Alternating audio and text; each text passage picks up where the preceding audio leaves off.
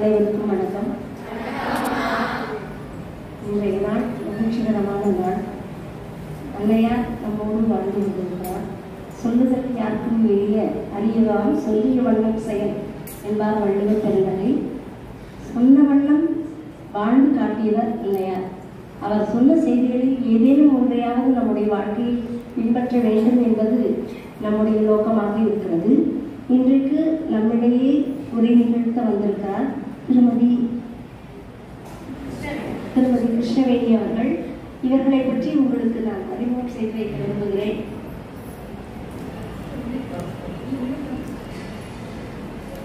இவர்களுடைய பள்ளி மற்றும் கல்லூரி படிப்பு முழுவதுமே நம்முடைய சேலம் சாரதாவில் தான் நிகழ்ந்திருக்கிறது. இதனோடு நிறைவு பெறவில்லை. மஞ்சக்குடியில் உதவி பேராசிரியராகவும் துணை முதல்வராகவும் பணியாற்றியிருக்கிறார் கல்லூரியில். அத்துடன் தேனியில் உள்ள வேதபுரி ஆசிரமத்தில் பத்திரிகையில் எடிட்டராகவும் பணிபுரிந்திருக்கிறார். அத்துடன் நம்முடைய ஓங்காரானந்தா சுவாமிஜி அவர்கள் திருக்குறளுக்கு விளக்கம் அளித்திருக்கிறார். அந்த விளக்கம் முழுவதும் உலக அனைத்துக்கும் சென்று சேர வேண்டும் என்ற பெரிய நோக்கம் இவர்களிடையே இருக்கிறது. அந்த நோக்கம் நிறைவேற வேண்டும். அன்னையார் அவருக்கு அருள் செய்வார். இப்பொழுது அவர் நம்மிடையே உரை நிகழ்த்துவார். கொஞ்சம் காது கொடுத்து கேட்போம், மனதில் நினைத்துக் கொள்வோம். ஓம் ஜனனீம் சாரதாம் தேவி ராமகிருஷ்ணம் ஜகத்குரும் பாதபத்மே தயோ ஸ்ருத்வா பிரணமாமி முகுர்முகுः நமः ஸ்ரீயதிராஜாய விவேகானந்த சூரயே சச்சித் சுகஸ்வரூபாய சுவாமினே தாபஹாரிணே. ஓம். அனைவருக்கும் நமஸ்காரம். இன்று மிக உன்னதமான ஒரு நாள். அருள் அன்னை சாரதா தேவியின் ஜெயந்தி மகோத்சவம். அன்னை பராசக்தியோட அவதாரம் உங்களுக்கெல்லாம் தெரியும். அம்மாவை பத்தி குருதேவர் என்ன சொல்கிறார் அப்படின்னு கேட்டா, ராமகிருஷ்ணர் சொல்கிறார், அவள் சாரதை, சரஸ்வதியின் அவதாரம், உலக மக்களுக்கு ஞானத்தை வழங்கும் பொருட்டு அவதரித்தவள். அவள் என்ன சாதாரணமானவளா? அவளின் சக்தி பகவான் ராமகிருஷ்ணரே சொல்றார். சரி, சுவாமி விவேகானந்தர் என்ன சொல்கிறார்னா, வாழும் துர்கை அப்படின்னு சொல்றார். லிவிங் துர்கா, பகலாமுகி, காளி, அவதாரிணி, பலஹாரிணி, ஜெகத்தாத்ரி, இப்படி பல்வேறு தெய்வ திருவுருவங்கள் அம்மா கிட்ட நம்ம பார்க்கிறோம். சாரதா தேவி அப்படின்னு சொல்லும்போது அவங்க உலகத்துல எல்லாரையுமே என்னுடைய குழந்தைன்னு சொல்றாங்க இல்லையா? நம்ம எல்லாருக்கும் தெரியும், எல்லாரையுமே என் குழந்தைன்னு சொல்றாங்க. ஒரு சுவாமிஜி சொன்னார், அம்மா அப்படிதான் சொல்றாங்க, ஆனா அவளுடைய குழந்தை நான் அப்படின்னு சொல்ற தகுதியை நம்ம வளர்த்துக்கணும் இல்லையா? தாயை போல பிள்ளை, நூலை போல சேலை. அம்மாவுடைய குழந்தை நான்னா அவளுடைய தெய்வீகம், அவளுடைய தாய்மை நம்ம கிட்டயும் வரணும் இல்லையா? நான் சாரதாமாவோட பொண்ணு நானு, சாரதாமாவோட குழந்தை நான்னா அவளுடைய அருள் குணங்கள் நம்ம கிட்ட இருக்கணுமே அப்படின்னு யோசிச்சு பார்த்தா, அம்மா எப்படிலாம் இருந்திருக்காங்க, அம்மா கிட்ட என்னெல்லாம் அருமையான பண்புகள் இருந்தன அப்படின்னு பார்க்கணும். அம்மா அப்படின்னு சொன்னாலே என்ன? அன்பு இல்லையா? அன்புங்கிற ஒரு பண்புக்கு கண்ணு காது மூக்கெல்லாம் வச்சு ஒரு உருவம் சமைத்தோம்னு சொன்னா அதுதான் சாரதாமா. சாரதாமா எதற்காக அவதாரம் செய்தார்கள்? ராமர் எதுக்காக அவதாரம் பண்ணாரு? அசுரர்கள்லாம் அழிக்கிறதுக்கு, முக்கியமா ராவணன் எல்லாரையும் அழிக்கிறதுக்காக அவதாரம் செய்தார், தர்மத்தை நிலைநாட்டினார். கிருஷ்ணர் அதுக்கு அவதாரம் செய்தார். சாரதாமா எதுக்காக அவதாரம் செய்தார்கள் என்று சொன்னால், உலகத்தில் அன்பு செலுத்துவது எப்படி அப்படின்னு காட்டி தரத்துக்காக, எப்படி அன்பை வழங்க வேண்டும். நம்ம எல்லாரும் நம்ம கிட்ட இவங்க கிட்ட நல்லா நடந்துக்கலாம், நம்ம கிட்ட இன்னும் கொஞ்சம் நல்லா பேசலாம் அப்படின்னு நம்ம அன்பை எதிர்பார்க்கிறோம். ஆனா அம்மா காட்டுறது என்னன்னா, நானே அன்பின் ஊற்று. நம்ம யாருக்கிட்ட எந்த எதிர்பார்ப்பும் இல்லாம அன்பை வழங்கினால் நம்முடைய வாழ்க்கை இன்பமயமாகும். நான் சொல்லல, பாரதியார் சொல்கிறார், அன்பு, அதாவது அன்பில் சிறந்த தவம் இல்லை, அன்புடையார் இன்புற்று வாழுதல் இயல்பு. நம்ம அன்பா இருந்தா ஹாப்பியா இருக்கலாம். யாருக்காவது சேடா இருக்கணும்னு ஆசையா இருக்கா? வருத்தமா இருக்கணும்னு ஆசையா இருக்கா? நம்ம எல்லாரும் எதை விரும்புறோம்? கொஞ்சம் சத்தமா சொல்லுங்க. ஹாப்பினஸ், ஆனந்தம் இல்லையா? எல்லாருமே சந்தோஷமா இருக்க தானே விரும்புறோம். அப்ப சந்தோஷமா இருக்கணும்னா அன்பா இருக்கணும். சாரதாம கிட்ட ஒரு பொண்ணு கேட்கிறா, அந்த அம்மா தீஷா வாங்கின குட்டி பொண்ணு வரா. அம்மா கேட்கறாங்க, உன்னை எனக்கு பிடிக்குமா? என்ன உனக்கு பிடிக்குமான்னு கேட்கறாங்க. ரொம்ப பிடிக்கும்மா. எவ்வளவு பிடிக்கும்? இவ்வளவு குழந்தைங்களா இவ்வளவு பிடிக்கும். அப்படியா? நிஜமாவே உனக்கு என்ன பிடிக்கும்னா நீ என்ன தெரியுமா செய்யணும்? உங்க வீட்டுல இருக்கிற எல்லாரையும் என்ன மாதிரி நேசிக்கணும். யாருக்கிட்டையும் எந்த எதிர்பார்ப்பும் அன்பு செலுத்துறது தான் என்னுடைய நேச்சர் அப்படின்னு சொல்லி நம்ம அன்பை வளர்க்க வேண்டும். இது அம்மா கிட்ட பார்க்கணும். அந்த அன்புடைய வெளிப்பாடாக சேவை. நம்ம வாழ்க்கை முழுக்க என்ன இருந்ததுன்னா சேவை. அவங்க வாழ்க்கையில நூற்றுக்கணக்கான நிகழ்ச்சிகள் இருக்கு. அவங்க எப்படி சேவை செஞ்சாங்கன்னு காட்டுறது. ஒன்னே ஒண்ணு மட்டும் சொல்றேன். ஜெயராம்பாடியில அம்மா இருக்காங்க. ஒரு பொண்ணு, வேலைக்கார பொண்ணு அவங்களை பார்க்க வந்திருக்கான். ஏன்னா ஒரு செய்தி சொல்ல வந்திருக்கான். அந்த காலத்துல இந்த மாதிரி வாட்ஸ்அப்லாம் கிடையாது இல்லையா? ஏதாவது செய்தி சொல்லணும்னா நேரம் வந்து தான் சொல்ல முடியும். வேலைக்கார பொண்ணு பக்கத்து ஊர்ல இருந்து ஓடி வந்து அம்மா கிட்ட செய்தி சொல்லிட்டான். அம்மா சொல்றாங்க, ரொம்ப ராத்திரி இருட்டாயிடுச்சு, இப்ப நீ போக வேண்டாம், இங்கேயே தூங்கிட்டு காலையில எந்திரிச்சு போலாம் அப்படின்னு அவங்க ரூமுக்கு வெளியிலேயே ஒரு பாய் போட்டு கொடுத்துருவாங்க. இந்த பொண்ணு படுத்துட்டான். அந்த பொண்ணுக்கு அப்பதான் மலேரியா ஜுரம் வந்து உடம்பு சரியாயிடும். ரொம்ப வீக்கா இருக்கா. அவன் என்னன்னா அவளையும் அறியாம படுக்கையிலேயே சிறுநீர் கழிச்சுட்டான். காலையில இருந்துச்சு அம்மா பாக்குறாங்க. பார்த்துட்டு ஃபர்ஸ்ட் அந்த பொண்ணை எழுப்புறாங்க. எழுப்பிட்டு இப்பயே கிளம்புடா, இப்பயே போனாதான் ஊருக்கு போய் சேர முடியும்னு சொல்லிட்டு கொஞ்சம் பொரியெல்லாம் கட்டி டப்பால கொடுத்து அனுப்பிட்டு அந்த பாய் பெட்ஷீட்லாம் தானே அலசி கொண்டு போய் அந்த கொடக்கரையில போட்டாங்க. இது யாருக்கிட்டே அவன் சொல்லவும் கிடையாது. அப்புறம் ஒரு 10-11 மணிக்கு எல்லாரும் பேசிக்கிறாங்க. நீ போட்டியா, நீ போட்டியா, யார் அந்த பெட்ஷீட் உணர்த்தினது? யாருக்கிட்டையும் இதை சொல்ல மாட்டாங்க. சேவை செய்வதுன்னா அவங்க பக்தர்கள் எல்லாம் சொல்றாங்க, அம்மா வந்து அவங்களே பரிமாறுவாங்க இல்லையா உணவுலாம். அங்க உட்காந்துருப்பாங்களாம். அவங்க புடவையால இப்படி டீ எல்லாம் ஓட்டிட்டு எல்லாரும் சாப்பிட்றது அப்படியே பார்த்துட்டே இருப்பாங்களாம். சாப்பிட்ட பிறகு எச்ச வேலையை கூட எடுப்பாங்களாம். அவர்கள் கையாலேயே சமைத்து போட்டு எத்தனை சேவை பண்ணியிருக்காங்க வாழ்க்கை முழுக்க. குழந்தையில அவங்க அம்மா அப்பாவுக்கு செய்த சேவை, அதுக்கப்புறம் குருதேவருக்கு தட்சிணேஸ்வரத்துல செய்த சேவை, அதுக்கப்புறம் வாழ்நாள் முழுக்க பக்தர்களுக்கு குழந்தைகளுக்கு செய்த சேவை. சேவை மயம். அம்மாவோட இன்னொரு அழகான பண்பு என்ன பார்த்தா அன்பு, அப்புறம் சேவை. மூன்றாவது என்ன பார்த்தா பொறுமை. நம்ம லைஃப்ல ரொம்ப ஈஸியா இருக்கு. அம்மாவோட லைஃப் அப்படி இல்லை, ரொம்ப டஃப் லைஃப். ஏன் சொல்றேன் அப்படின்னா, அவங்க வந்து தட்சிணேஸ்வரத்துக்கு நடந்து போய் போனாங்க இல்லையா? ஜெயராம்பாடியில இருந்து நடந்து போனாங்க. அது வந்து 64 மைல், 96 கிலோமீட்டர். 4 நாள் ஆகும் நடக்கிறதுக்கு. கால்ல செருப்பு கிடையாது, ஒற்றை சேலை, கையில ஒரு துணி மூட்டை, அதுக்குள்ள ஒரு பொறி டப்பா, அதுக்குள்ள நகை பணம் எல்லாம் போட்டு வச்சுப்பாங்க. நடந்துதான் போகணும். வழியில வந்து வழிப்பறி கொள்ளைக்காரர்கள் வருவாங்க. இந்த மாதிரி குருதேவரோட காலத்துல அம்மா 9 முறை நடந்து போயிருக்காங்க. ஒரு சில தடவை தான் போட்டு, பாதி வழியில போட்டு கிடைக்கும், பாதி வழியில மாட்டு வண்டியில இருக்குமே தவிர நடந்தே போயிருக்காங்க. வாழ்க்கையில வந்து இந்த கஷ்டம், சொல்ல முடியாத கஷ்டங்கள்லாம் அனுபவிச்சிருக்காங்க. அதை பத்தி பெருசா அலட்டி கொண்டது. சாஸ்திரங்கள்லாம் என்ன சொல்லும்னா, பொறுமைனா என்னன்னா, நமக்கு வருகின்ற கஷ்டத்தை புலம்பாமலும் அதை பற்றி கவலைப்படாமலும் ஏற்றுக்கொள்ளும். சிந்தா விலாப ரஹிதம் திதிக்ஷாசா நிகத்தியதே அப்படின்னு ஆதிசங்கரர் சொல்கிறார். நமக்கு ஒரு வியாதி வந்துருச்சுன்னு வச்சுக்கோம், மருந்து சாப்பிடலாம், உடம்பு நல்லா வச்சுக்கலாம். ஆனா அதை பத்தியே புலம்பிட்டு இருக்கிறது, அதை பத்தியே பேசுறது, அதை பத்தியே கவலைப்படுறது கிடையாது. அம்மா லைஃப்ல நம்ம பார்க்கவே முடியாது. பொறுமைக்கு இன்னொரு டைமென்ஷன் இருக்கு. இந்த கஷ்டத்தை பொறுத்துக்கள் பார்த்தீங்க, மற்றவங்களுடைய சுடு சொற்களை பொறுத்துக்கள் இல்லையா? நம்ம யாராவது நம்ம கிட்ட ஏதாவது ரொம்ப பண்ணா அப்பப்ப கொடுக்கதான் வேணும். ஆனா எல்லா நேரமும் நம்ம ஆர்கியூ பண்ணிட்டே இருந்தா நம்முடைய பர்பஸ் வீணா போயிடும். சூஸ் யுவர் பேட்டில்ஸ் அப்படின்னு சொல்லுவாங்க. எந்த பிரச்சனைக்கு போய் சண்டை போடலான்னு இருக்கு இல்லையா? அம்மா லைஃப்ல பார்த்தோம்னா பொறுமைன்னா அவங்க சுத்தி இருந்த பீப்புள் எல்லாம் பார்த்தா பண பைத்தியம், பொறாமை பைத்தியம், ஏகப்பட்ட பைத்தியங்களுக்கு நடுவில் இருந்தாங்க. நம்ம அது மாதிரி ஒரு கேரக்டர் நம்ம வீட்டுல இருந்தா கூட நம்ம காலி ஆயிடும். யாராவது எங்கிட்ட வந்து ரொம்ப புலம்பினா, எங்க நாத்தனார் ரொம்ப படுத்துறாங்க, அன்னையா புக்க கொடுத்து படிங்க அப்படின்னு, அதுக்கப்புறம் வாயை திறக்க மாட்டாங்க யாரும். அவ்வளவு கஷ்டம். ஆனா அதுக்கு நடுவில் அவ்வளவு ஹாப்பியா ஆனந்தமா வாழ்ந்துருக்காங்க. அந்த அம்மா என்ன சொல்றாங்கன்னா, குருதேவரை சந்தித்த நாள் முதலாக என்னுடைய உள்ளத்தில் ஒரு ஆனந்த கலசம் வைக்கப்பட்டிருப்பதை நான் உணர்ந்தேன். அவ்வளவு ஆனந்தமா வாழ்ந்துருக்காங்க கஷ்டத்துக்கு நடுவில். இதெல்லாம் எல்லாருக்கும் தெரிஞ்ச விஷயம். தெரியாத ஒரு முக்கியமான விஷயம் என்ன தெரியுமா? அம்மாவோட லைஃப்ல பரந்த மனப்பான்மை. இப்ப நம்ம எல்லாம் மதுரையில இருக்கோம். இங்க எல்லாருக்கும் மதுரையோட பாட்டு ரொம்ப பிடிக்கும், மதுரையோட திருவிழா, மதுரைக்கு சிறப்பான விஷயங்கள்லாம் நமக்கு ரொம்ப பிடிக்கும், ரொம்ப பெருமிதம்.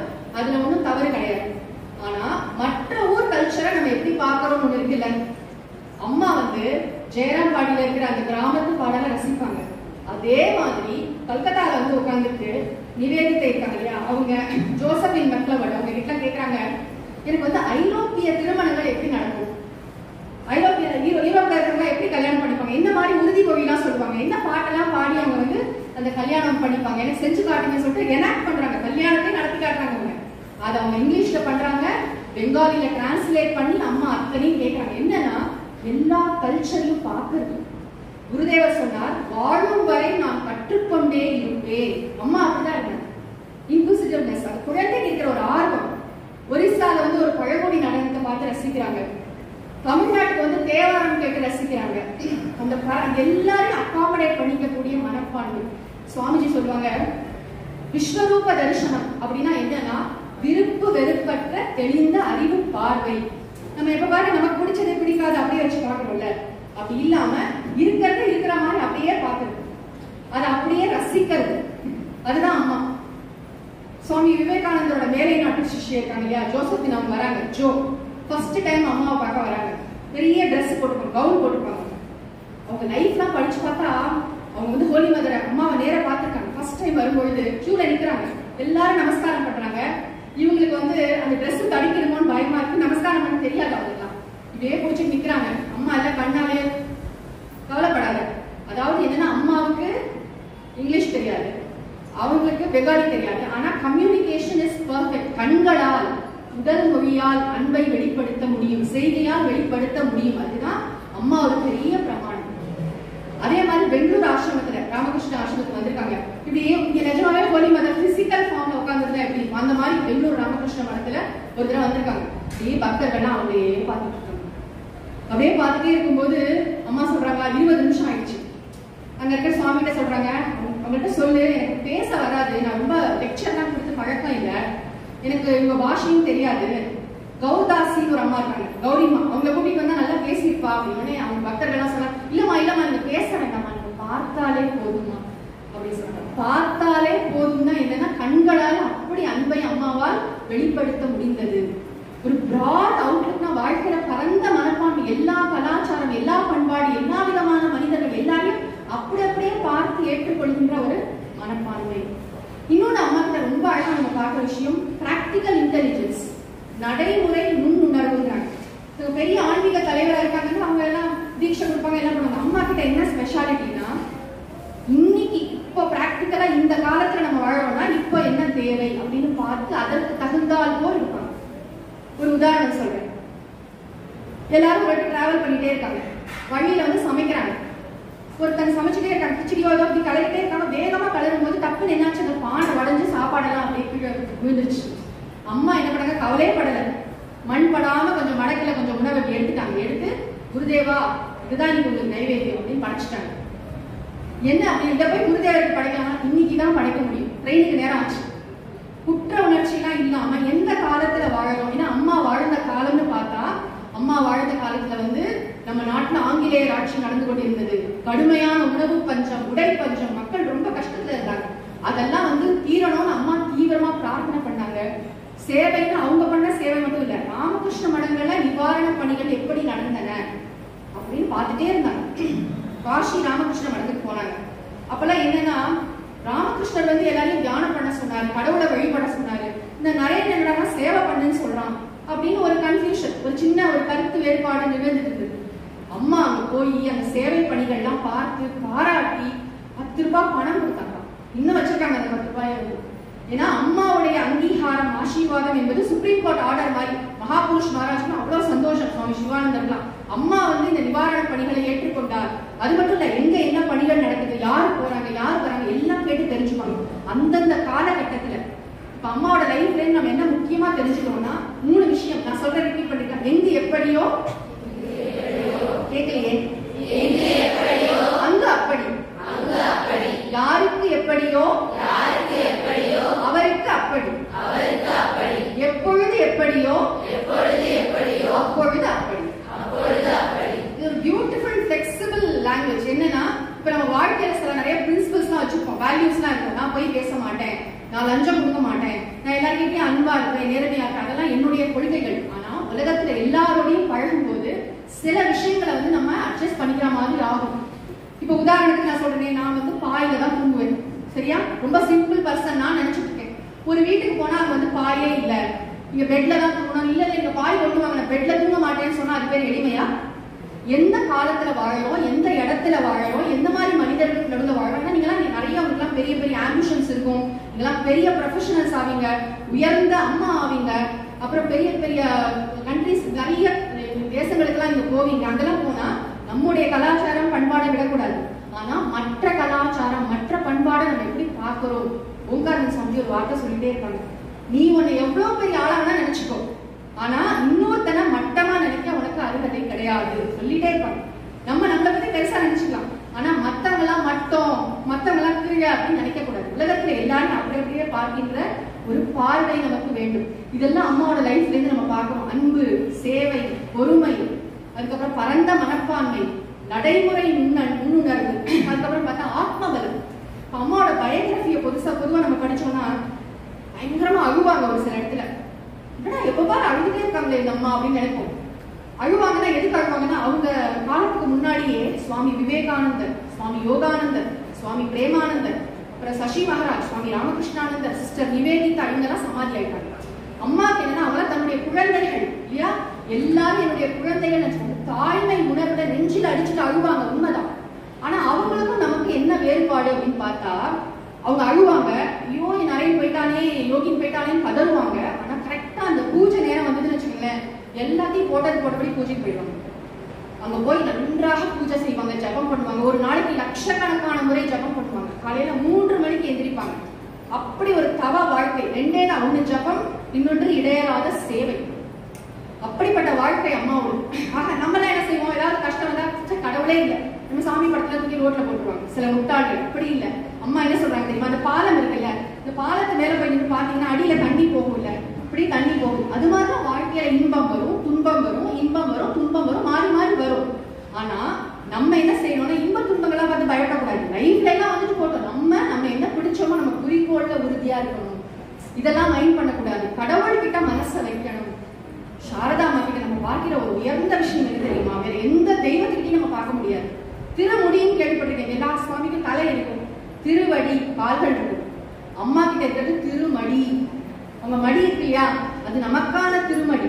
நம்ம ஒவ்வொருத்தருக்கும் ஆறுதலையும் அன்பையும் வழங்க காத்து கொண்டிருக்கின்ற திருமடி. நமக்கு மனசுல என்ன கஷ்டம் இருந்தாலும் சாரதா அம்மா கிட்ட போய் சொல்லிடலாம், அம்மா இந்த மாதிரி எனக்கு அம்மா எப்ப என்ன சொல்றாங்க, உனக்கு நான் இருக்கிறேன். நமக்கு சொன்ன விஷயம் என்ன, உலகத்துல அந்நியம்னு யாருமே கிடையாது. No stranger in this world. எல்லோரும் நம்மை சேர்ந்தவர்கள் அப்படின்னு சொன்னாங்க அம்மா. இன்னும் ரொம்ப முக்கியமா காலையில கூட அசம்பிளில சொன்னாங்க இல்லையா, மகளே உனக்கு மன அமைதி வேண்டுமானால் பிறர் குற்றம் காணாதே. இன்னொரு சொல்லுங்க, மகளே உனக்கு மன அமைதி வேண்டுமானால் நீ பிறர் குற்றம் காணாதே. சொல்றது ரொம்ப ஈஸி, ஆனா கடைபிடிக்கிறது ரொம்ப ரொம்ப கஷ்டம். கீதை உபனிஷத் எல்லாத்தோட சாரம்னு சொல்லலாம். தத்தோல விஜுகுப்சதே உபனிஷதம் சொல்கிறது, யார் ஒருவன் இந்த ஞானத்துல நிலைச்சிருக்கானோ அவன் அதற்கு பிறகு யாரிடமும் அவன் கடுமையாக நடந்து கொள்வதில்லை, கோபப்படுவதில்லை, எரிச்சல் அடைவதில்லை, மாறாக அன்பு செலுத்துகிறான், எல்லோரையும் தன்னை போன்று நேசிக்கிறான். அம்மா அதை தான் நமக்கு சொல்லி கொடுக்குறாங்க. இது எப்படி ஃபாலோ பண்ணுறதுங்கிறத மட்டும் சொல்லிட்டு நான் முடிச்சிருக்கேன். இப்போ சிவபெருமான் இருக்காரு இல்லையா, அவர்கிட்ட 2 விஷயங்கள் வந்தது. ஒண்ணு விஷம் வந்தது. விஷத்தை என்ன செஞ்சாரு, குடிச்சிட்டாரா, குடிச்சாரா, குடிக்கல, வாயில போட்டுட்டாரு, கழுத்துல வச்சு கருக்கிட்டாரு, துப்பல, உமிழல, வயிற்றுக்குள்ளேயும் போகல. சரியா, விஷம் வந்தது. அதே மாதிரி சந்திரன் வந்தது. சந்திரன் என்ன செஞ்சாரு, தலையில சூடிட்டாரு. நம்ம கிட்டே இந்த 2 விஷயமும் வருது. மற்றவர்களுடைய குறைகள், மற்றவர்களுடைய நிறைகள். மற்றவங்களோட குறைகள் தான் விஷம் மாதிரி. அந்த விஷத்தை என்ன பண்ணணும், வெளியே யாருக்கும் சொல்ல முடியும், தெரியுமா என்னாச்சுன்னு சொல்லிட்டு அவ என்ன தெரியுமா செஞ்சா அப்படின்னு மற்றவர்களுடைய குறைகளை உறக்க பேசக்கூடாது. நம்ம மனசுக்குள்ளேயும் போட்டு மறுக்க கூடாது. கழுத்துல வச்சு கருக்கிடணும்னா என்ன, அதை அப்படியே இக்னோர் பண்ணிட்டு போயிடணும். மாறாக மற்றவர்களுடைய இதை என்ன செய்யணும், நலன்களை நம்ம என்ன செய்யணும், அதை தலையில தூக்கி வச்சு கொண்டாடணும். அந்த மாதிரி செய்தோம் என்று சொன்னால் நம்முடைய வாழ்க்கை ஆனந்தமயமாக இருக்கும். இந்த அருமையான வாய்ப்புக்கு நான் அம்பா அவர்களுக்கு மீண்டும் மீண்டும் நன்றி கூறி நமஸ்காரங்களை தெரிவித்து விடைபெறுகிறேன். நன்றி, வணக்கம். கேட்டா கிழிக்கும் தகையவான் கேடாரும் வேட்ப மொழிவதாம் சொல் அப்படின்னு வள்ளுவர் திருநகை சொல்லியிருக்கார். இத்தனை நேரையும் ஆடாமல் அசையாமல் செய்திகளை மட்டும் கேட்க வைத்த திருமதி கிருஷ்ணவேணி அவர்களுக்கு பணிவான நமஸ்காரங்களை தெரிவித்துக் கொள்கிறோம். அடுத்து இன்றைய நாளில் நேரடியாக நம்முடைய அன்னையார் நமக்கு அருள்வாக்கு சொல்ல வருகிறார். அவர் வாழ்வில் நடந்த ஒரு நிகழ்வினை இப்பொழுது நமக்கு சொல்லவிருக்கிறார்.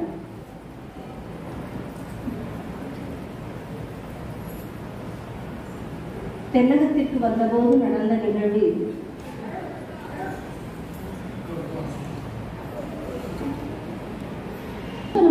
இருந்த போது ஒரு நிகழ்வு. சொல்லுங்கள் அம்மா, கேட்பதற்கு ஆவலாக இருக்கிறேன். நான் ராமலிங்க சுவாமியை தரிசிப்பதற்காக 108 தங்க வில்வ இலைகளை சசி வாங்கி வைத்திருந்தான். நான் ராமேஸ்வரம் வந்ததை அறிந்த ராமநாதபுரம் மன்னர் கோவில் அதிகாரிகளுக்கு கட்டளையிட்டிருந்தார். என்னம்மா கட்டளை? கோவிலையும் சுவாமிக்கு அணிவிக்கும் நகைகளையும் எனக்கு காட்டுமாறு ஆணையிட்டிருந்தார். அதனோடு நான் விரும்புகின்ற நகைகளையும் எனக்கு கொடுக்குமாறு கூறியிருந்தார். ஆனால் எனக்கு எதற்கு நகைகள்? எனக்கு தேவையான எல்லாவற்றையும் சசி செய்து தருகிறார். ஆனாலும் நகை வேண்டாம் என்று சொன்னால் மனம் வருந்துவார்களே என்று எண்ணினேன். பின்பு என்னம்மா நடந்தது? பின்பு ராதுவை காட்டி இவளுக்கு ஏதேனும் நகை பிடித்திருந்தால் இவளிடம் கொடுங்கள் என்று சொல்லிவிட்டேன். ராதுவுக்கு நகைகள் என்றால் மிகவும் பிடிக்குமே அம்மா. ஆமாம்மா, கோவில் அதிகாரிகளிடம் சொல்லிவிட்டேன். ஆனால் மனதிற்குள் அவள் இதிலிருந்து எதையும் எடுத்துக்கொள்ளக்கூடாது என்று பிரார்த்தனை செய்து கொண்டேன். மனம் படபடவென்று அடித்துக் கொண்டது. ஆனால் ஒரு அதிசயம். என்னம்மா அதிசயம்? ராது இந்த நகைகள் எதுவும் எனக்கு வேண்டாம் என்று சொல்லிவிட்டாள். தொலைந்து போன பென்சிலுக்கு பதிலாக புதிய பென்சில் ஒன்றை கேட்டாள். உங்கள் பிரார்த்தனை பலித்தது அம்மா. கொலாம்மா, ஒன்றை நன்றாக புரிந்து கொள். நாம் இறைவனிடம் நம்பிக்கையுடன் பிரார்த்தனை செய்கின்ற பொழுது இறைவன் அதற்கு செவி கொடுப்பார் என்பதை நன்றாக புரிந்து கொண்டேன். புரிகிறது அம்மா. நம்பிக்கை நம்பிக்கை நம்பிக்கையின் சக்தியை நாம் இப்பொழுது புரிந்து கொண்டோம். அன்னையாருக்கு பொருளின் மீது பற்று இல்லை, ஆனால் அன்னையாருக்கு அருளின் மீது மிகவும் பற்று இருந்தது. ஜெய் மா.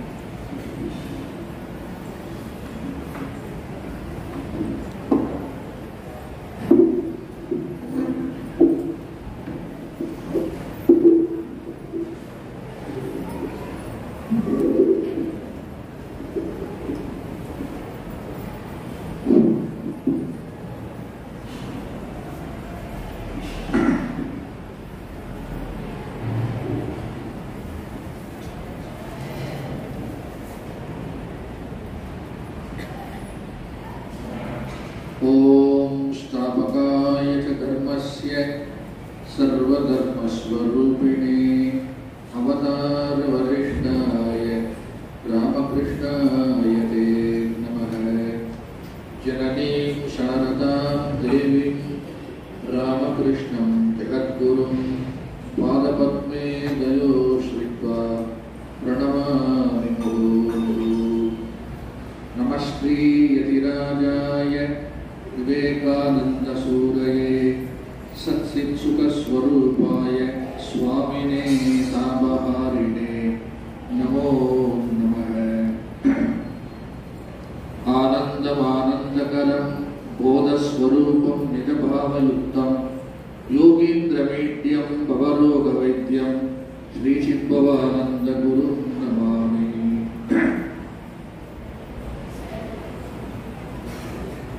அனைவருக்கும் இன்று வணக்கங்கள். இன்று தூய அன்னை சாரதா தேவியுடைய ஜெயந்தி தினத்தை கொண்டாடி கொண்டிருக்கின்றோம்.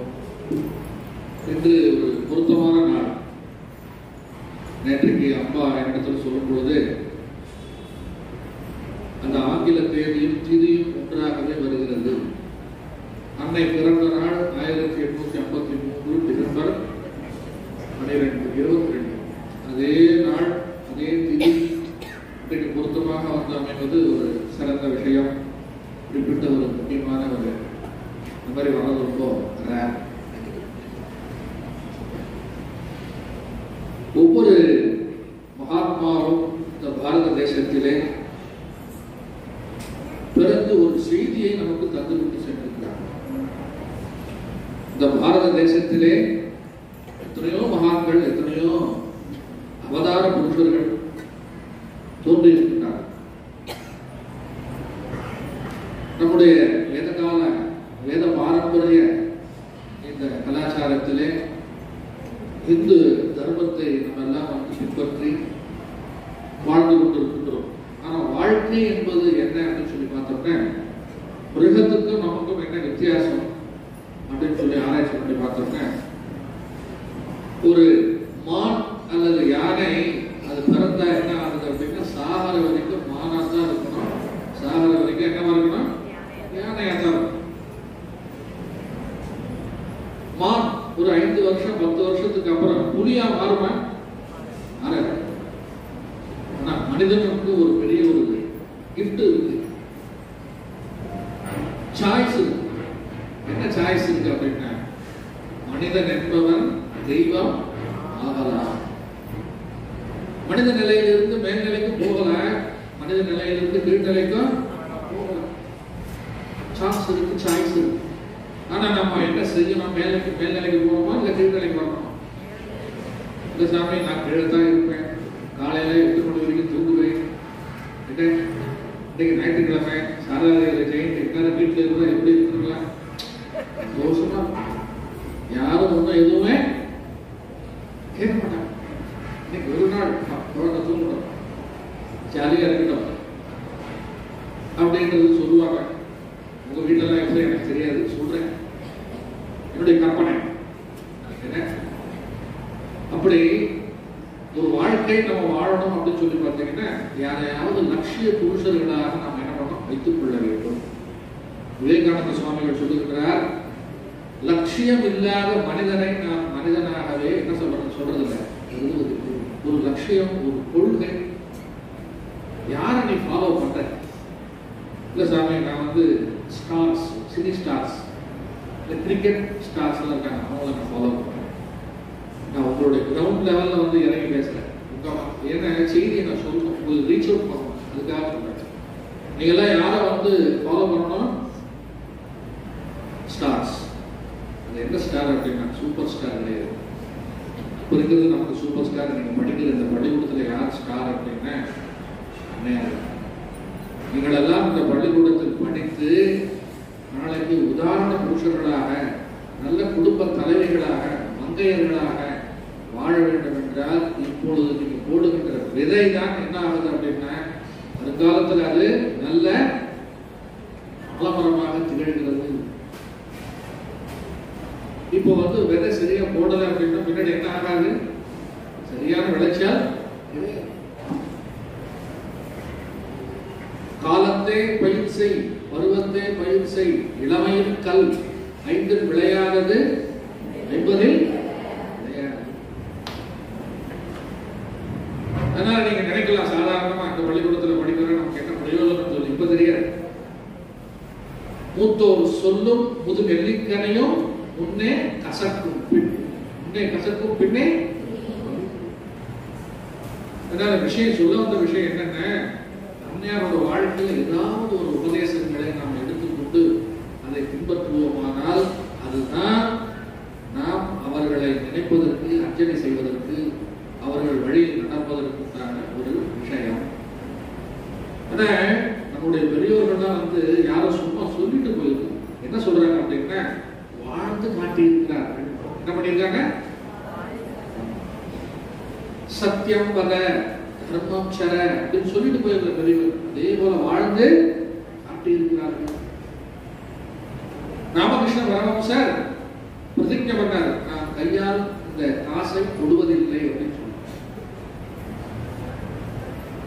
அதே போல அந்த பிரதிஜை, அந்த சத்தியம், அந்த விஷயம் அவருடைய ரத்தத்தில், நாடி நரம்புகளில் எவ்வளவு தூரம் ஊறி இருக்கிறது அப்படிங்கிறத செக் பண்றதுக்கு விவேகானந்தர் ஒரு பரீட்சை பண்ணார். அவருடைய நெத்தையின் அடியில பணத்தை வச்சார், நாணயத்தை வச்சார். வந்து அமர்ந்தார். பரமஹம்சர் ஹோட்டல்ல வந்து அமர்ந்தார். தேர்க்குட்டி இது போல துள்ளி குதிச்சு என்ன பண்றாரு, என்னமோ இருக்கு பாருங்க அப்படின்னா பார்த்தா உள்ள என்ன இருக்கு, என்ன இருக்கு, இது அந்த காலத்துல அந்த பணம் இருக்கு. கையால் தொடமாட்டேன் அப்படிங்கிற அந்த விஷயம் அவருடைய மனதிலும் நாடி நரம்புகளிலும் என்ன ஆயிடுச்சு, ஊறி இருக்கு. அதுபோல சொன்னாங்க, என்ன சொன்னாங்க அப்படின்னா, உனக்கு மன அமைதி வேண்டுமானால் பிறரிடம் குற்றம் ஆனாது. இந்த பழக்கம் ரொம்ப பெரிய பழக்கம், அருமையான ஒரு வாக்கு.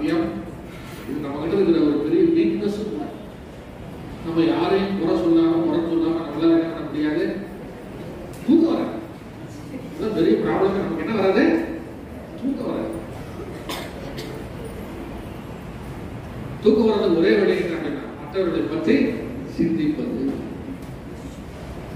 அன்னையார் என்ன சொல்றாங்க, அவர்களுடைய வாழ்க்கையை ஆராய்ச்சி பண்ணி பார்த்தோம்னா நாணம் என்ற திரைக்கு பின்னால் ஒரு பெரிய தபஸ் வாழ்க்கை அவர்கள் வாழ்ந்திருக்கிறார். அதிகாலை 3 மணிக்கு எழுந்திருந்து கங்கைக்கரையில போய் குளிச்சுட்டு பல கோடி தடவை புரஸ்கரணம் ஜபம் பண்ணியிருக்காங்க.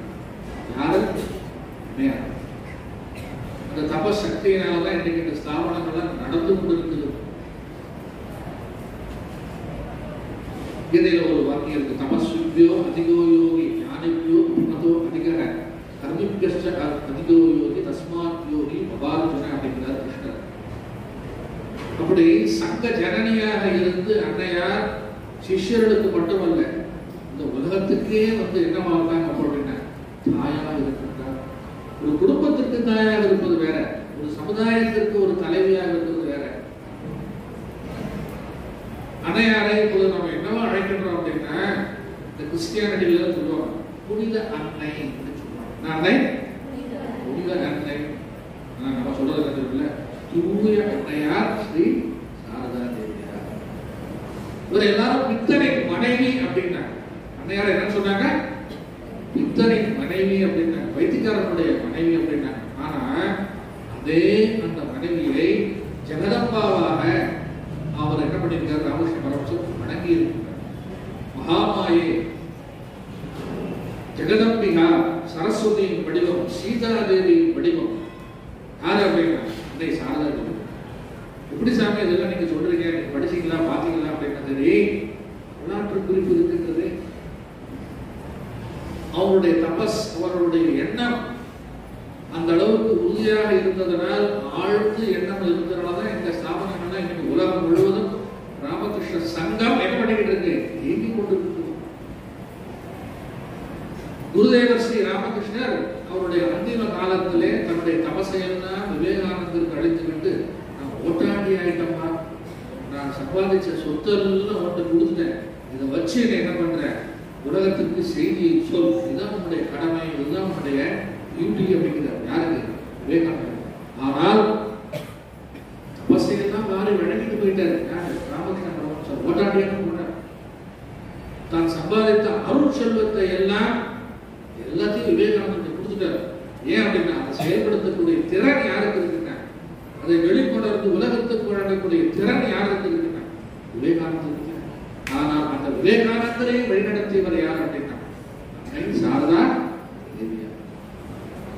குருதேவருக்கு பிறகு, குருதேவருடைய மறைவுக்கு பிறகு விவேகானந்த சுவாமிகள் அன்னையாரிடத்தில் போய் பல சந்தேகங்களை கேட்டுக்கொண்டார்.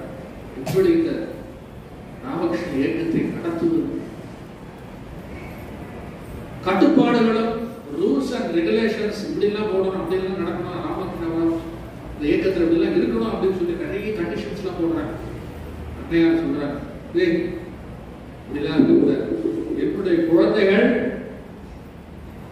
என்னை எப்பொழுது வேண்டுமானாலும் பார்க்கலாம், இந்த மாதிரி நீ ரூல்ஸ் அண்ட் ரெகுலேஷன்ஸ் எல்லாம் போட்டு நடத்தினீங்கன்னா அது வந்து பார்த்தீங்கன்னா ஆசிரமம் கிடையாது, படம் கிடையாது, அதையெல்லாம் துடைத்து தகர்த்து ஃப்ரீ, அது அவங்களால மட்டும்தான் முடியும், நம்மளால முடியாது.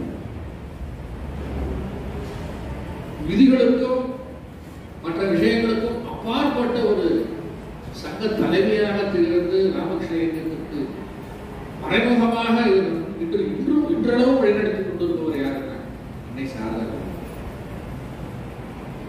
எந்த அளவுக்கு ராமனும் கிருஷ்ணனும் காவிய புருஷர்களாக இருந்து நமக்கெல்லாம் அவருடைய வாழ்க்கையை பாடமாக தந்திருக்கின்றார்களோ, ராமோ விக்கிரகவான் தர்மக ஒரு வாக்கியம் இருக்கு. தர்மம் என்றால் ராமன், ராமன் என்றால் தர்மம், சத்தியம் அப்படிங்கிற வாக்கியங்கள்லாம் வந்து அதற்கு அந்த வாக்கியத்துக்கு உதாரண புருஷர்களாக இருந்தார்கள். அதுபோல ராமகிருஷ்ண பரமஹம்சரும் அன்னை சாரதா தேவியார் என்ன அப்படின்னா வாழ்க்கை இப்படித்தான் வாழ வேண்டும் அப்படிங்கிறது நம்ம காட்டிட்டு. அப்படி ஒரு 3 பண்புகளை, அன்னையோட பண்புகளை சிலாகித்து நம்ம பேசலாம். ஒன்று துறவு. அன்னையாருடைய துறவு, அன்னையாருடைய பற்றின்மை எப்பேற்பட்டது. தனக்கு மட்டும் இல்ல, தன்னிடத்தில் இருக்கின்றவர்களும் அந்த துறவு மனப்பான்மை கொண்டிருக்க வேண்டும் அப்படிங்கிற விஷயத்தை ஆழமாக தன்னுள் விதைத்துக் கொண்டவர் யாருன்னா அன்னையார். ஒரே அன்னையாரும் அவருடைய இந்த சொந்த பந்தங்களும் அவருக்கு தெரிந்த குழந்தைகளும் யாத்திரையாக ராமேஸ்வரம் வருகின்றார்கள். அந்த இடத்திலே மன்னர் அவர்களை பார்க்கின்றார், வரவேற்கின்றார். அரசு கஜானாவில் வந்து நிறைய பொருட்கள் இருக்கின்றது. அப்போ அந்த அரசர் சொல்லுகின்றார், உங்களுக்கு தேவையான ஆபரணங்கள் என்ன வேணுமோ அந்த கஜானாவில் இருந்து எடுத்துக்கலாம் அப்படின்னு சொல்லி அன்னையார்கிட்ட கேட்கும் பொழுது, அன்னையார் எங்களுக்கு ஒன்றும் தேவையே இல்லை, நாங்கள் வந்து இதெல்லாம் வேண்டாம் அப்படின்னு. அப்போ அந்த அரசவையில் இருந்து சொல்றாங்க, கூட வந்த குழந்தை இருக்கு இல்லையா, அந்த குழந்தைக்கு ஏதாவது வேணும்னா எடுத்துக்கணும், நீங்க சொல்லுங்க அப்படிங்கிற. இந்த குழந்தைகிட்ட சாய்ஸ் கொடுக்குறாங்க, என்ன வேணுமோ எடுத்துக்கணும். நாம எல்லாம் ஒரு மால்ல நம்மளை கூட்டிட்டு போறாங்க, விஷால் டி மால். உதாரணத்துக்கு உங்களுக்கு ஏற்ற மாதிரி சொல்றேன், என்னமா விஷால் டி மால் இல்லைன்னா சரவணா சர்வரத்னம் எல்லாம் உங்களுக்கு தெரிஞ்சிருக்கு. நானாக போயிருக்கேன். அங்க போன உடனே உங்களால விட்டோம்னா என்ன ஆகும், காலையில உள்ள போனீங்கன்னா சாயந்தரோட வர முடியாது இல்லையா? 2-3 நாள் இருந்து சாப்பிட்டு அங்கேயே தூங்கி பர்ச்சேஸ் பண்ணி ஒரு லாரி ஒரு லோடு சாமான்கள்லாம் எடுத்துட்டு சந்தோஷமா இருக்கும். அதெல்லாம் வந்து முன்னாடியெல்லாம் மளிகை கடைக்கு போனா மளிகை சாமான் கிடைக்கும், ஜவுளி கடைக்கு போனா துணிமணிலாம் கிடைக்கும், இந்த பொம்மை கடை மற்ற செல்போன் கடைகள் போனா செல்போன் கிடைக்கும். மால்ல என்ன கிடைக்குது பாத்தீங்களா? எல்லாமே கிடைக்கும். அன்பு, அமைதி, உறவு இதெல்லாம் கிடைக்குமா? மனசை கெடுக்கக்கூடியது கிடைக்கும். அதான் ஒரு பண்டிகர் சொன்னாரு, எல்லாத்த விட பெரிய மால் ஒரு மால் இருக்காரு. யாரு அப்படின்னா திருமால். எங்க இருக்காரு? மதுரையில் எங்க இருக்காரு? திருமால் எங்க இருக்காரு? அழகர் கோயில் இருக்கா?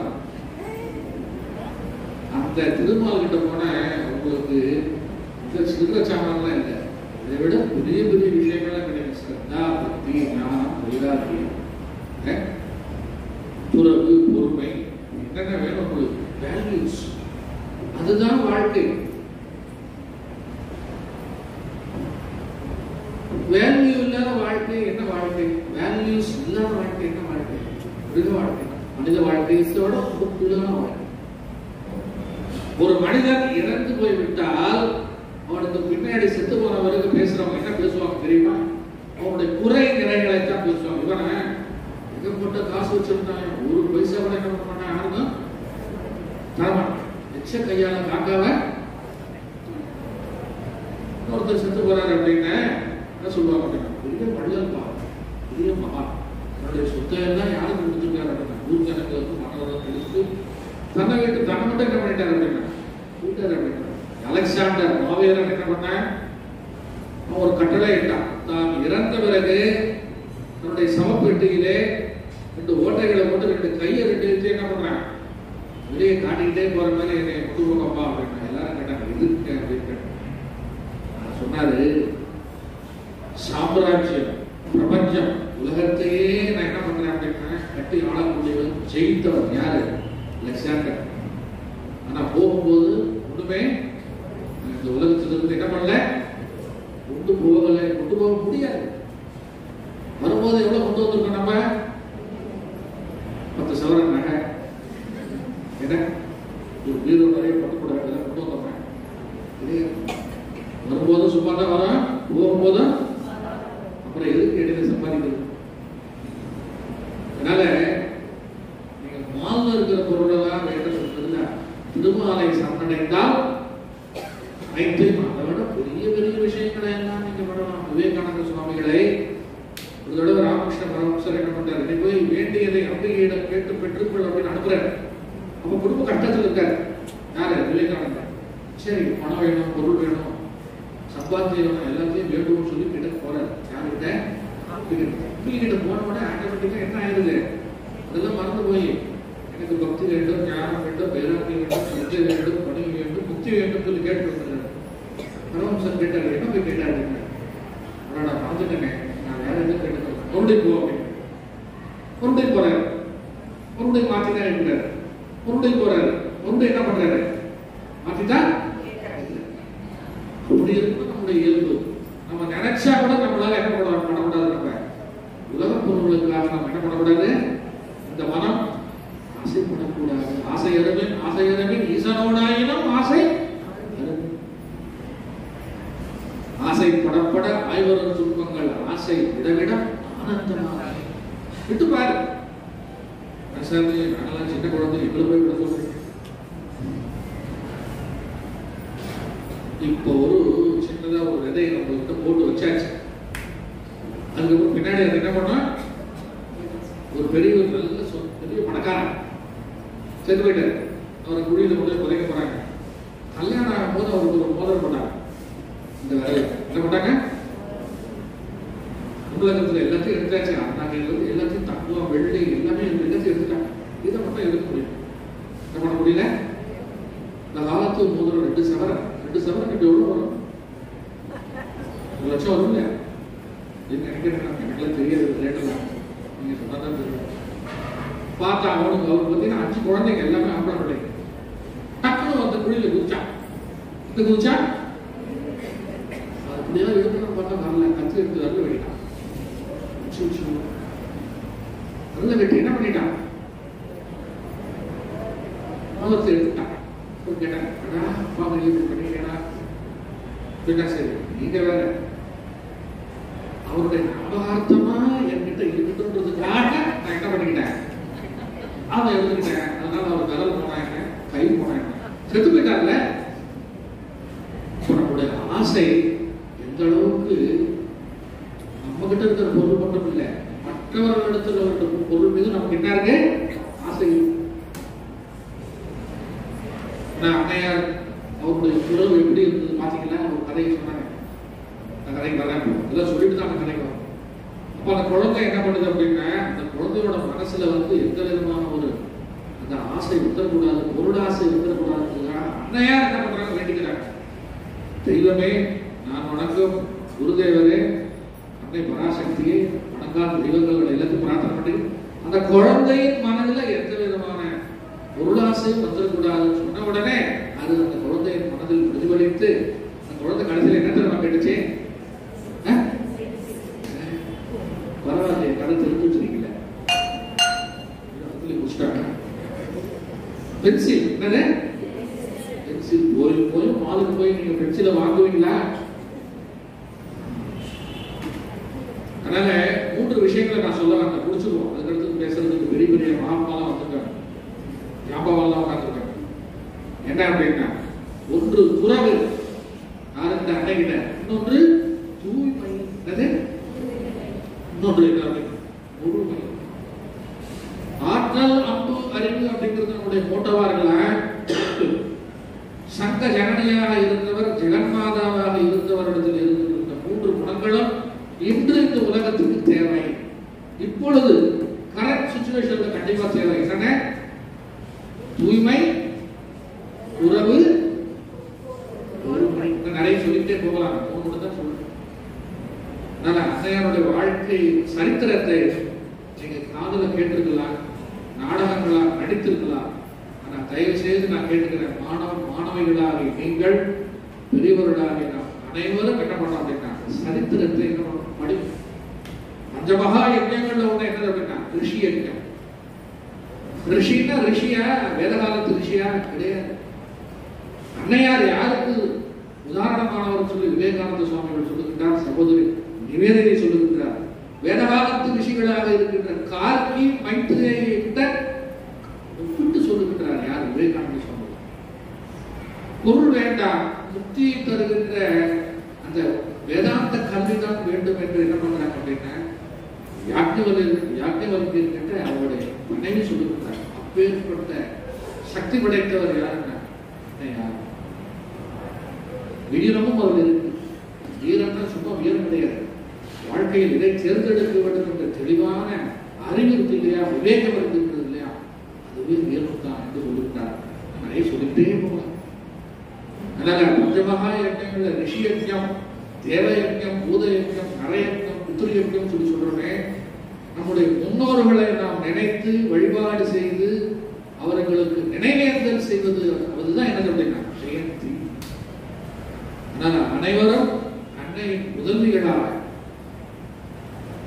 நீங்கள் எல்லாம் எப்படி இருக்க வேண்டும் அப்படின்னா தூய்மையிலும் பொறுமையிலும் துறவிலும் மற்றும் அனைத்து தெய்வீக குணங்களிலும் பகவான் கிருஷ்ணர் தெய்வீக குணங்களை அசுர குணங்களை பட்டியலிட்டு சொல்லியிருந்தார் கீதையில்.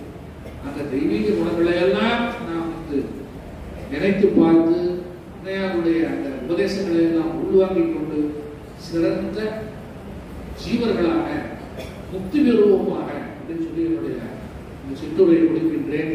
நம பார்வதி பதயே அன்னையின் நரவை நாடி வருவோம்.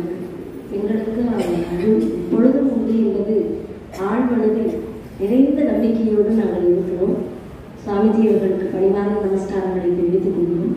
அடுத்து நம்மிடையே உரை நிகழ்த்த வருபவர் நம்முடைய விவேகானந்தா கல்லூரியின் முன்னாள் முதல்வர் சுப்பிரமணியன் ஐயா அவர்கள் இப்பொழுது பேசுவார். நிகழ்த்த வந்திருக்கிறார். இந்த காலத்தையும் நேரத்தையும் நாம் நல்ல முறையில் பயன்படுத்திக் கொள்வோம்.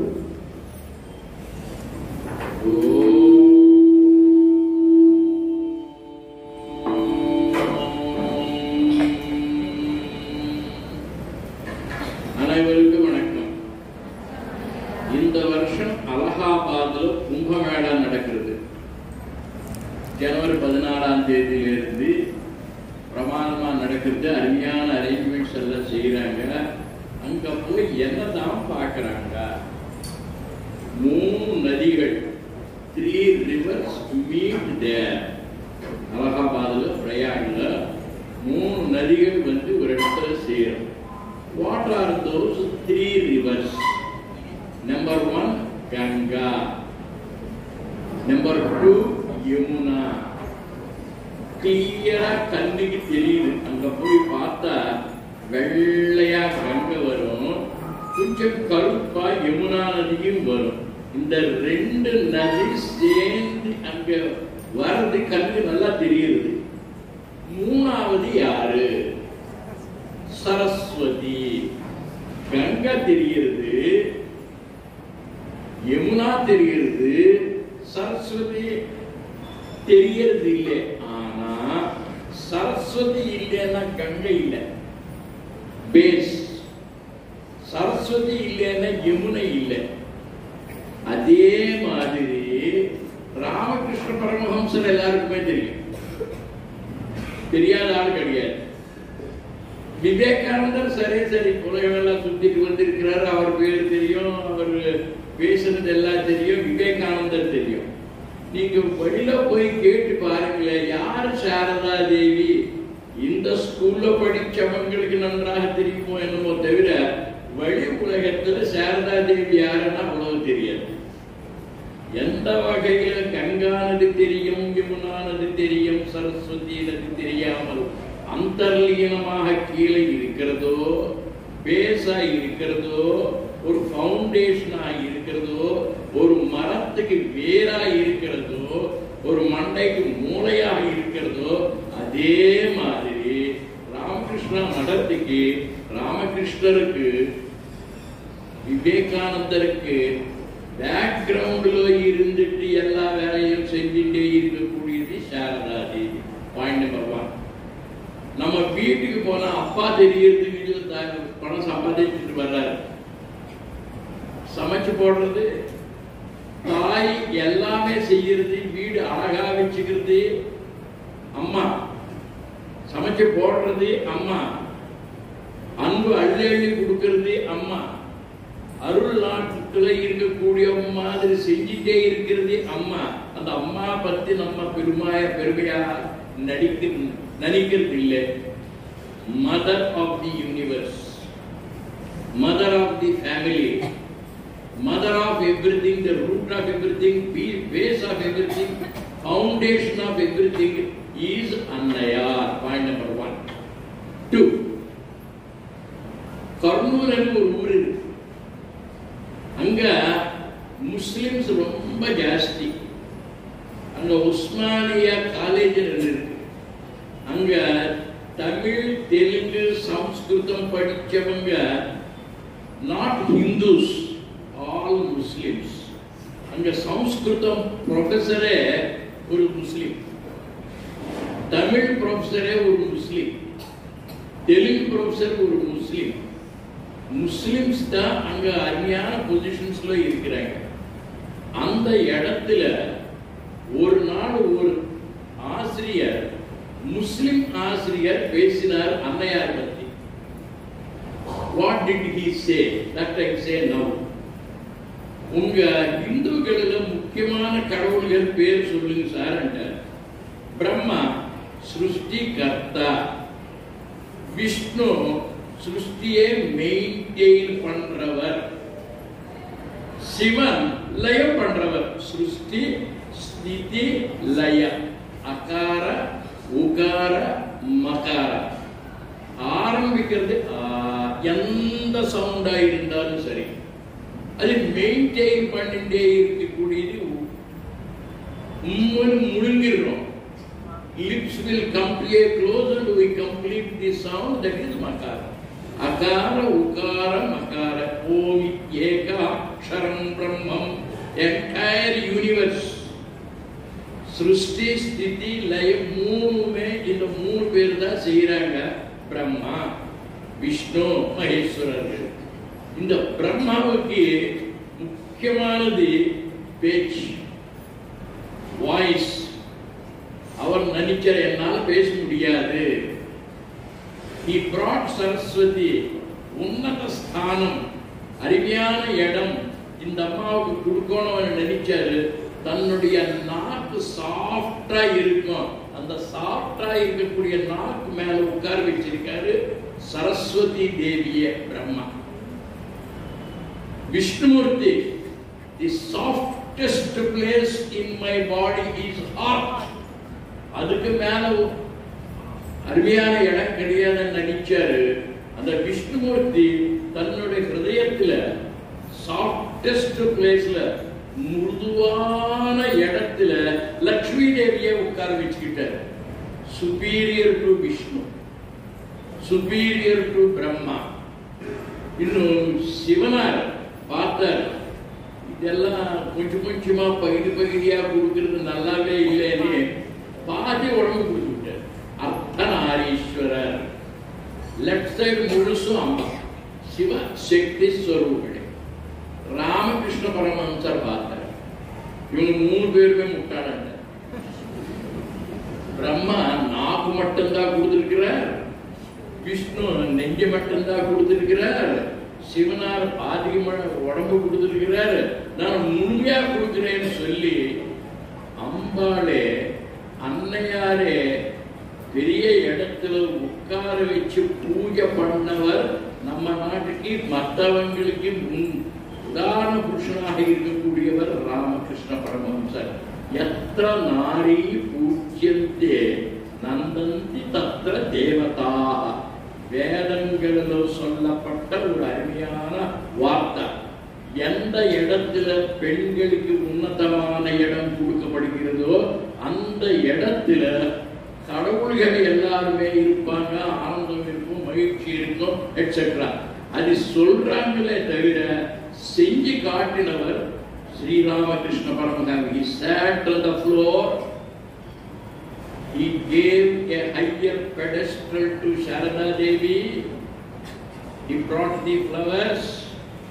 ஷோடச பூஜை அம்பாளுக்கு, அன்னையாருக்கு, ஸ்திரீக்கு, நாரிக்கு, அம்மாவுக்கு, மனைவிக்கு செஞ்சவர் ஒரே ஒரு மனுஷன். அவர்தான் ஆண்டவனுடைய வடிவம். That is Sri Ramakrishna worshipping Sarada Devi. இது யார் சொன்னாங்க? One Muslim. The greatness of Hinduism lies in getting admiration from the other religions. தத்துவபூரி. இது இரண்டாவது பாயிண்ட். அவர் வந்தாரு, பேசினாரு, என்ன பேசினாருன்னு சொல்லிட்டு பிறகு நீங்க பேசும்போது கங்கா யமுனா கண்ணுக்கு தெரிகிறது, தெரியாதது சரஸ்வதி அன்னையார். எல்லா கடவுள்களும் நம்ம வர்ஷிப் பண்றோம், வீட்டிலும் இருக்கிற அம்மா தவிர அந்த வேலை செஞ்சவர் ஸ்ரீராமகிருஷ்ண பரமஹம்சர். பிரம்ம கொடுத்த இடம், சிவன் கொடுத்த இடம், விஷ்ணு கொடுத்த இடம், இது தவிர அப்பாற்பட்ட இடம், உன்னதமான இடம் கொடுத்தவர் ஸ்ரீராமகிருஷ்ணர். மூணாவது, வியாச மகர்ஷி 3 பெரிய காரியங்கள் பண்ணியிருக்கிறார். Number 1 Brahmasutras, number 2 compilation of Upanishads. எங்கெங்கேயோ இருக்கக்கூடிய உபனிஷதங்கள் எல்லாம் சேர்ந்து கொண்டு வந்து ஒரு மாலையா தயார் பண்ணி உபனிஷத் மாலை செஞ்சவர். ஒரு காரியம், ஒரு பெரிய ஸ்காலர் செய்ய வேண்டியது, அது வியாசர் செஞ்ச 2வது காரியம். 3வது, எல்லோருக்குமே புரியுற மாதிரி பெரிய தத்துவத்தை நமக்கு கொண்டு வந்து கொடுத்தவர் பகவத்கீதா. வியாசர் எழுதியிருக்கிறார், கிருஷ்ணர் பேசியிருக்காரு டிராமாவில். கிருஷ்ணர் சொன்னார், அர்ஜுனன் கேட்டார், அது எழுதுறது வியாசர். சோ பிரஸ்தானத்திரையும் சொல்லுவாங்க. நம்ம இந்து கொள்கைக்கு, யூனிவர்சல் கான்செப்டுக்கு ஆதாரபூதமாக இருக்கக்கூடியது இந்த 3. Number 1 Brahmasutras, number 2 Upanishads, number 3 Bhagavad Gita. இதுல என்னத்தான் சொல்லப்பட்டது? இதுல சொல்லப்பட்ட தத்துவம் பகவத் தத்துவம். பிரம்மசூத்திரத்துல ஒரு சூத்திரமாக சொல்லியிருக்கிறார். 2 பேர் எம்எஸ்சி கெமிஸ்ட்ரி ஸ்டூடெண்ட்ஸ் ஒரு இடத்துல சேர்ந்து இருந்தா தண்ணீர்னு சொல்ல மாட்டாங்க, H2O சொல்லுவாங்க. H2O is the sutram for water. Hydrogen, oxygen, 2 molecules. This is the principle, கொள்கை, aphorism, சூத்திரம் of water. சயின்ஸ் படிக்கிறீங்க நீங்க, H2SO4 sulfuric acid. அதே விதத்துல ஐன்ஸ்டீன் வந்தார். எல்லாத்துக்குமே மூலம் எனர்ஜி, சக்தி என்றார். E stands for energy. Energy இல்லாம உலகமே இல்லை, சக்தி இல்லாம கரண்ட் இல்லை, சக்தி இல்லாம லைட் இல்லை, சக்தி இல்லாம உயிர் இல்லை, சக்தி இல்லாம எதுவுமே இல்லை. Energy is the source. அந்த energy is mc², mass velocity. கொஞ்சம் பிசிக்ஸ் வாத்தியார் கிட்ட போய் டீடைல்ஸ் கேளுங்க. சோ ஒரு பெரிய விஷயத்தை அறிவுள்ளவங்க, அறிவு உருவாகக்கூடியவங்க சூத்திரபூர்வமா சொல்லுவாங்க, மணிக்கணக்கா பேச மாட்டாங்க. அதி சிம்பிளா, அதி சூக்ஷ்மமா, அதி சூத்திரமா சிம்பிளா சொல்லுவாங்க. H2O, H2SO4 is equal to mc². ரொம்ப பிரெயின் இருக்கக்கூடியவன் கப்பல் குடிச்சிருக்கவங்க பிரம்மாண்டமா. ஒரு விவேகானந்தருக்கு புரியும். சாரதா வித்யானிகேதன்ல படிச்சுட்டே இருக்கக்கூடிய குழந்தைகளுக்கு ஷார்ப் பிரெயின் நல்லா புரிஞ்சுக்குவாங்க. பகவத் தத்துவம், அம்பாளுடைய பெருமை, தெய்வ தத்துவம் புரியறதுக்கு ஒரே ஒரு சூத்திரம், பராத்புத ஸ்ருதே என்றார். யாருக்கு புரியுது? அறிவுள்ளவனுக்கு புரியுது. அந்த பகவானை புரியறதுக்கு, பகவானை அடையிறதுக்கு நமக்கு வேண்டியது பகவானுடைய அருள். பரா தத் ஸ்ருதே வேதம். இதுக்கு விளக்கம் 60 பக்கம் எழுதுகிறார் ஆதிசங்கரர். Beautiful commentary to explain the divinity, explain the divine grace, explain the divine சாட்சாத்கார். வியாசருக்கு தெரியும், இது சாதாரண மக்களுக்கு புரியாது. உபனிஷதங்கள் கொண்டு வந்திருக்கிறார். முண்டகோபனிஷத்து, Kathopanishad. You will find same sloka repeated. நாயம் ஆத்மா பிரவச்சனேன லக்ஷ்யः ந மேதாயா ந பகூனா சுத்தேன Atma Vikrunate Swam, unless the Atma chooses. எல்லா இடத்திலும் 50 மார்க் வாங்கினா பாஸ் ஆகலாம். காதெல்லாம் மாத்திரம் 100க்கு 100 வாங்கணும். அவன் பையன் மட்டும் நேசிச்சா பாஸ் ஆகிறதுக்கு வாய்ப்பு இல்லை. பொண்ணு மட்டும் காதலிச்சா பாஸ் ஆகிறதுக்கு மார்க்கம் இல்லை. ரெண்டு பக்கத்துல இருந்து 50+50 100க்கு 100% வரும். அதே மாதிரி நம்ம பூஜை பண்ணா பத்தாது, நம்ம பிரவச்சனம் பண்ணா பத்தாது, நம்ம உபன்யாசம் பண்ணா பத்தாது, நம்ம பல பேரை உட்கார வச்சுட்டு கதை அடிச்சா பத்தாது. அவன் கேட்கணும் இல்ல, அவனுக்கு நம்ம மேல அருள் இருக்கணும் இல்ல. அம்பாளுடைய அருள் தேவைதானே. மாம் தெய்வ அனுகிரகம் ஆத்ம விக்ருணதே ஸ்வாம். இதையும் புரியாதவங்க இருப்பாங்க. மாம் ஏவ பிரபத்யந்தே மாயாமேதாம் தரதிதே. கிருஷ்ண பகவான் Bhagavad Gita. You fall at my feet, I shall bless you. நான் வாயில போடுறேன் சாப்பாடு. Mother gives food. எவ்வளவு அழுதாலும் பயிர் இல்லை குழந்தை. அம்மா should give. அம்பாளுடைய அனுகிரகம் அனுகிரகம் அனுகிரகத்துக்கு முக்கியத்துவம் கொடுத்தவர், அருளுக்கு முக்கியத்துவம் கொடுத்தவர், அன்புக்கு முக்கியத்துவம் கொடுத்தவர் வியாசர். வியாசரேக்காருக்கு முழு தத்துவம் இது அன்னையார் வாழ்க்கையில் உங்களுக்கு find. You find the divine grace of Annayar. She is such a great lady. She has given food. First patient at 20, அந்த அம்மா பியூட்டிஃபுல்லி பிரசன்டட். எல்லாருக்குமே புரியுற மாதிரி அந்த அம்மாவுடைய அனுகிரகம் சொல்றதுக்கு ஒரு கதை. மகாபாரதத்துல பெரியவர்கள் எல்லாம் சேர்ந்தாங்க. 105 பேர் பாண்டவர்கள் கௌரவர்கள். பிரசிடென்டா உட்கார்ந்தே இருக்கிறார் ஸ்ரீகிருஷ்ண பரமாத்மா அமைதியா. இவர் ஃபங்க்ஷன் அரேஞ்ச் பண்றாங்க, அன்னையார் ஜெயந்தி ஃபங்க்ஷன். யாராருக்கு என்னென்ன வேலை செய்யணும்னு பொறுப்புகள் கொடுத்துட்டே இருக்கிறாரு தர்மராஜா. அம்பா மாதிரி பந்தல் போடுறது யாரு, யாரோ ஒருத்தர் எழுதி சொன்னார். யாராருக்கு என்னென்ன வேலை பிடிக்குமோ அவங்க அந்தந்த வேலை ஏற்றுக்கொள்ளலாம் தர்மராஜ் சொன்னார். பீமன் எழுந்திருச்சா. நான் இந்த சமையல் சமாச்சாரங்களை நான் பார்க்கிறேன். சமைக்கிறது, பரிமாறுறது, எல்லா வேலையும் நான் பார்த்துக்கிறேன். தர்மராஜுக்கு பரம சந்தோஷம். சபாஷ், வெரி குட், ஐ வில். அப்போ பீமர்கிட்ட தர்மராஜ் கேட்டார், எப்படி பண்ணுவே அப்பா? கதை எடுப்பேன், நிப்பேன், லட்டு ஜாகிரி எல்லாம் போடுவேன், சாப்பிடல மண்டை உடப்பேன்னு சொல்லுவேன். அப்பா நீ ஒன்னும் செய்ய வேண்டாம், அந்த வேலை நான் செய்கிறேன் என்றார் கிருஷ்ணர். அதிதி சத்காரம் வந்தவங்களுக்கு எப்படி வரவேற்பு கொடுக்கிறது?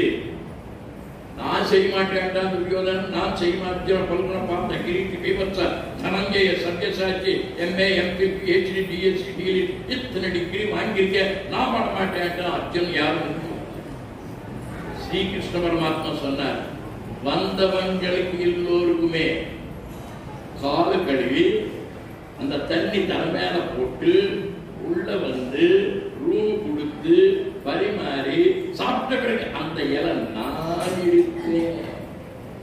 ஸ்ரீ கிருஷ்ண பரமாத்மாவுக்கு பிரதம சத்காரம் செய்யும் பொழுது சிஷ்பாலன் இவனுக்கா போய் நீங்க பிரதம தாம்பூலம் கொடுக்குறீங்கன்னு சொல்லும் பொழுது பீஷ்மர் சொல்லுவார், he who serves all deserves to be served by all. He who loves all deserves to be loved by all. He who worships all deserves to be worshipped by all. And that is Annayar. She served all, she loved all, she treated all as her children. I came from Bangalore to this place simply because of Holy Mother Sri Sharada Devi's Anugraham. That is divinity, that is purity, that is godliness, that is Bhagavan's God's grace. Hari Om Tat Sat. Thank you very much.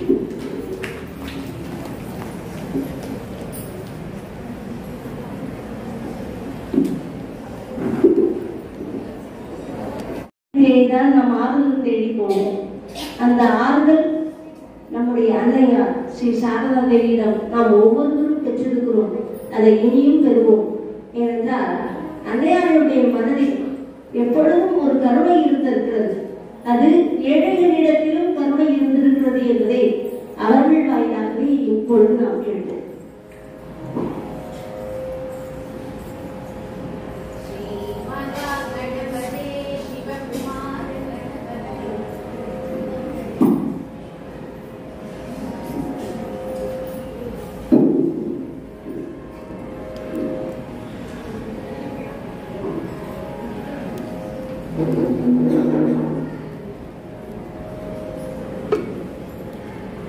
ஞானானந்தம், என்ன காரியம் செய்தாய்? அம்மா, பால் இரட்டிப்பு விலை தருவதாக நீ ஏன் கூறினாய்? ஏழைகள் எப்படி அதிக விலை கொடுத்து வாங்குவார்கள்? இதை கேள்விப்பட்ட மற்ற பால்காரர்களும் பாலின் விலையை கூட்டி விடுவார்கள். ஏழைகள் திண்டாட வேண்டும். பால்காரனுக்கு பணம் சம்பாதிக்கும் நோக்கமே அதிகமாக இருக்கும். அதுவும் போக பால்காரனின் புத்தி பாலில் தண்ணீர் கலப்பதுதான். நீ இரட்டிப்பு விலை தந்தால் எனக்கு பாலில் தண்ணீர் கலக்காமலா கொடுப்பார்கள்? நாம் போன்றவர்கள் அதிக விலை கொடுத்து வாங்கி விடுவார்கள். ஆனால் ஏழைகளால் முடியுமா? ஏழைகளை சிந்தித்து பார்த்து எப்பொழுதும் பேச வேண்டும். சரிம்மா. என் மனம் எதை நினைக்கிறது, அன்னையின் மனம் எதை நினைக்கிறது என்று பார்த்தீர்களா? இதுதான் தாய் உள்ளம். ஏழைகளை பற்றியே சிந்திக்கின்ற குணம், கருணையே வடிவான உள்ளம். யாரெல்லாம் இங்கு வந்திருக்கிறார்களோ, இனி யாரெல்லாம் இங்கு வரப்போகிறார்களோ, அவர்கள் எல்லோரும் அன்னையின் குழந்தைகள். அவர்களுக்கு எப்போதும் அன்னையின் நல்லாசிகள் உண்டு. ஜெய்மா.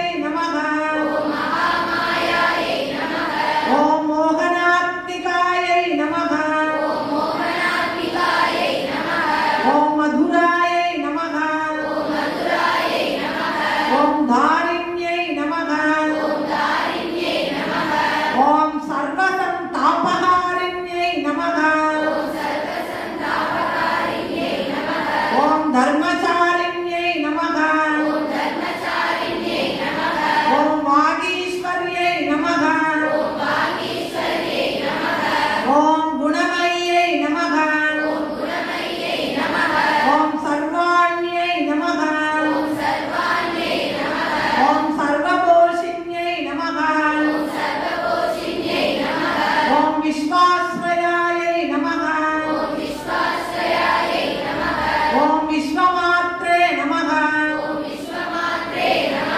ओम विश्वरूपायै नमः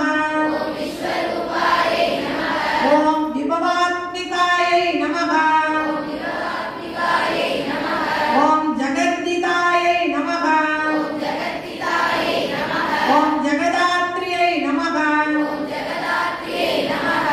जयत्रय सुखप्रदायै नमः ओम जयन्तायै नमः ओम जयतायै नमः ओम सत्यवासिन्यै नमः ओम सर्वसाक्षिण्यै नमः ओम सप्तात्मिकायै नमः